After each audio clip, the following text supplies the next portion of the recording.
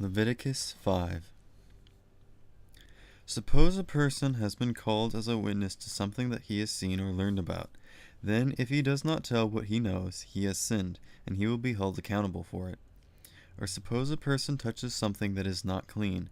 It could be the dead bodies of wild animals or of livestock, or it could be the dead bodies of creatures that move along the ground. Even though he is not aware that he touched them, he has become unclean, and he is guilty. Or suppose he touches something unclean that comes from a human being. It could be anything that would make him unclean. Suppose he is not aware that he touched it. When he finds out about it, he will be guilty. Or suppose a person takes an oath and makes a promise to do something without thinking it through. It does not matter what he promised. It does not matter whether he took the oath without thinking about it carefully. And suppose he is not aware that he did not think it through. When he finds out about it, he will be guilty. When someone is guilty in any of those ways, he must admit he has sinned. He must bring a sin offering to pay for the sin he has committed. He must bring to the Lord a female lamb or goat from the flock.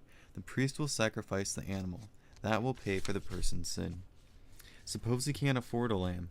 Then he must get 2 doves or 2 young pigeons. He must bring them to the Lord to pay for his sin.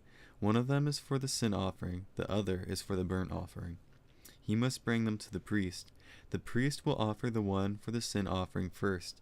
He must twist its head off, but he must not twist it off completely. Then he must sprinkle some of the blood of the sin offering against the side of the altar. He must empty out the rest of the blood at the bottom of the altar. It is a sin offering. Then the priest will offer the other bird as a burnt offering. He must do it in the way the law requires. That will pay for the sin the person has committed, and he will be forgiven. But suppose he can't afford 2 doves or 2 young pigeons. Then he must bring 8 cups of fine flour as an offering for his sin. It is a sin offering. He must not put olive oil or incense on it. That is because it is a sin offering. He must bring it to the priest. The priest must take a handful of it. He must burn that part on the altar. It will be a reminder that all good things come from the Lord. The priest must burn it on top of the offering that are made to the Lord with fire. It is a sin offering. In that way the priest will pay for any of the sins the person has committed, and he will be forgiven. The rest of the offering will belong to the priest, and it is the same as in the case of the grain offering. Rules for guilt offerings. The Lord spoke to Moses. He said, "Suppose a person sins by breaking the law, and he does it without meaning to.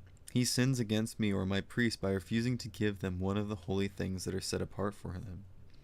Then he must bring me a ram from the flock. It must not have any flaws. It must be worth the required amount of silver. It must be weighed out in keeping with the standard weights that are used in the sacred tent. It is a guilt offering. It will pay for his sin. He must also pay for the holy thing he refused to give. He must add 1/5 of its value to it.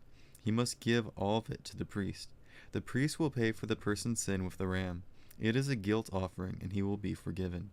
Suppose a person sins by doing something I command him not to do. Even though he does not know it, he is guilty. He will be held accountable for it. He must bring to the priest a ram from a flock as guilt offering. It must not have any flaws, and it must be worth the required amount of money. The priest will sacrifice the animal. That will pay for what the person has done wrong without meaning to, and he will be forgiven. It is a guilt offering. He has been guilty of doing wrong against me.